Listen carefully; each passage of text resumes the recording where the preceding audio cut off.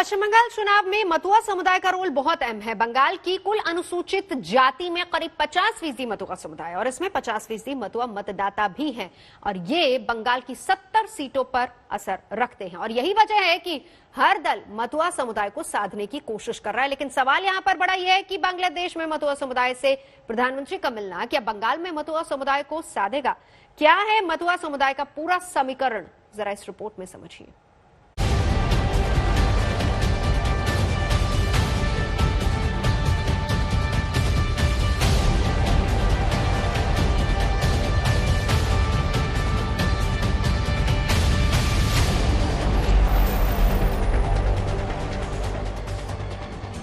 प्रधानमंत्री नरेंद्र मोदी के बांग्लादेश दौरे ने पश्चिम बंगाल की सियासत में खलबली मचा रखी है।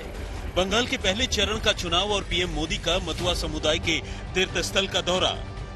भले ही दूरी दो मुल्कों की हो, लेकिन कनेक्शन सीधे मतुआ समाज की आस्था का है।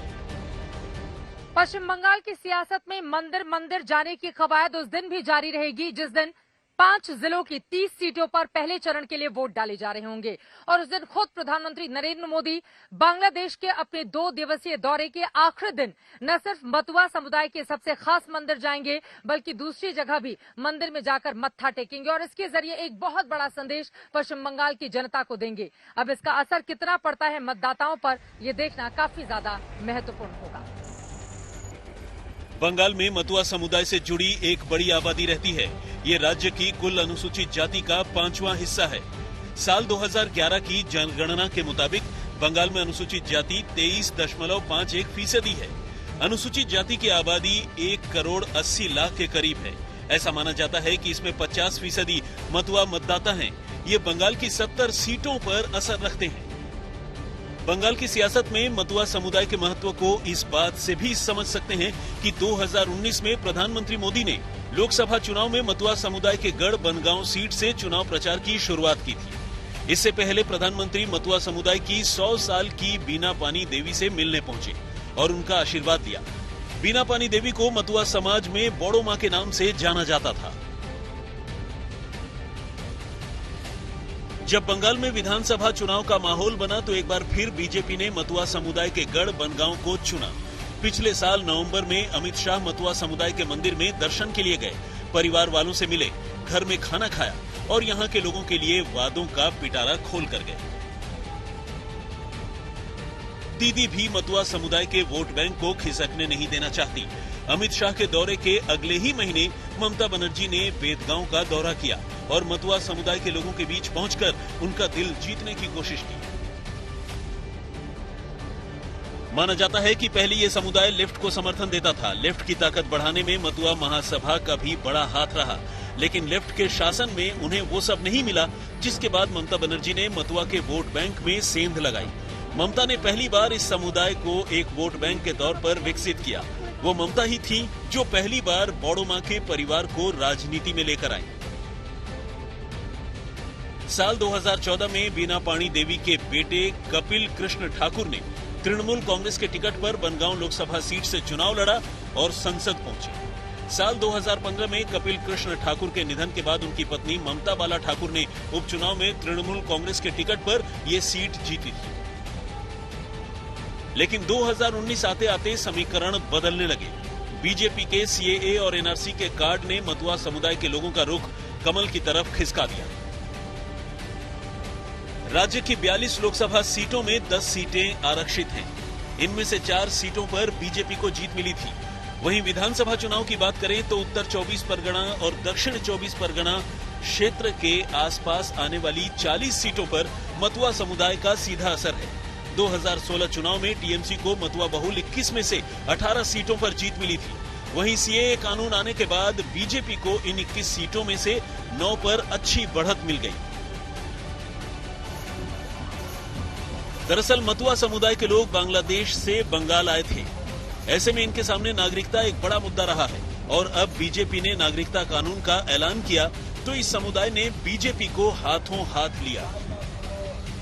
अच्छा, ये बताइए, पश्चिम बंगाल में चुनाव हो रहा है तो आप लोगों की भी नजर होगी कि कौन जीतेगा कौन हारेगा, क्या लग रहा है वहां पर? इलेक्शन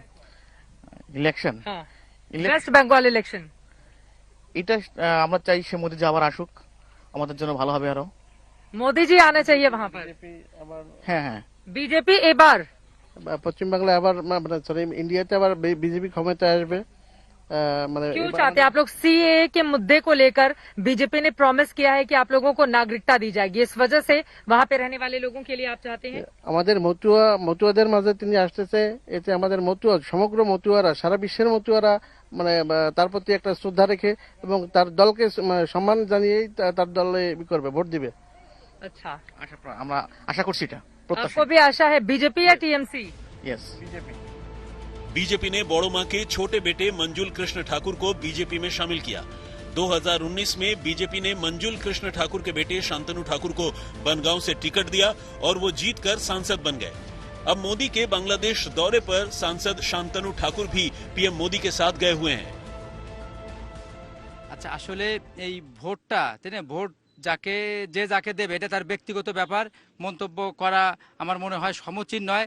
এটা যার যেটা ভালো লাগে সেই তাকে ভোট দেবে, কিন্তু কথা নিশ্চিত রূপে বলা যায় যে ওরাকান্দি ঠাকুর বাড়িতে ভারতীয় প্রধানমন্ত্রী, উনি বিজেপির শীর্ষ পর্যায়ের একজন নেতৃত্ব দানকারী, উনি ঠাকুর বাড়িতে আসলে ইন্ডিয়ার যারা মতুয়া, পশ্চিমবঙ্গ সহ বিভিন্ন রাজ্যে যে মতুয়া ভক্ত আছে, মতুয়া ভোটার আছে, এরা নিঃসন্দেহে আমি বলতে পারি কে কাকে ভোট দেবে তার ব্যাপার হলেও তাদের মনের মণিকোঠায় একটা জায়গা করে নেবেন মোদিজি, এটা আমার কাছে মনে হয়। बंगाल में दौरे के बाद अब पीएम मोदी ने मতুआ समुदाय के तीर्थ स्थल में दर्शन का फैसला किया है। भले ही मुल्क बांग्लादेश हो, लेकिन इसका सीधा असर बंगाल चुनाव में पड़ सकता है। वेस्ट बंगाल में इलेक्शन चल रहे हैं, बीजेपी टीएमसी किसकी वहाँ सरकार बननी चाहिए? हाँ, बीजेपी का सरकार बनना चाहिए। वेस्ट बंगाल में बीजेपी की सरकार बननी चाहिए, क्यों? मैंने खुद से चाहता हूँ। चुनावी मौसम में टीएमसी से लेकर बीजेपी तक हर कोई मতুआ समुदाय को अपनी ओर खींचने की कोशिशों में लगा हुआ है। मতুआ समुदाय से जुड़े कई ऐलान राजनीतिक पार्टियों ने किए हैं। ममता ने मতুआ समुदाय के लिए 10 करोड़ रुपए के एक विकास बोर्ड की घोषणा की। बोरी और बागड़ी दलित जातियों के लिए 5-5 करोड़ के अलग विकास बोर्ड भी बनाए। ममता सरकार ने 2020-21 के बजट में अनुसूचित जातियों और जनजातियों के वृद्धों को पेंशन के लिए 3000 करोड़ रुपए की राशि दी है। वहीं बीजेपी ने मতুआ समुदाय के लोगों को सीएए के तहत नागरिकता देने का ऐलान किया। लोक गायकों की आर्थिक स्थिति सुधारने के लिए भत्ता देने का वादा किया। बंगाल के चुनाव में एम फैक्टर का जोर है। ममता, मोदी, मुस्लिम और मতুआ, जहां इस बार मতুआ बंगाल की दिशा तय करने में अहम रोल निभाने वाले हैं। गोपालगंज, बांग्लादेश से चित्रा त्रिपाठी के साथ आज तक ब्यूरो।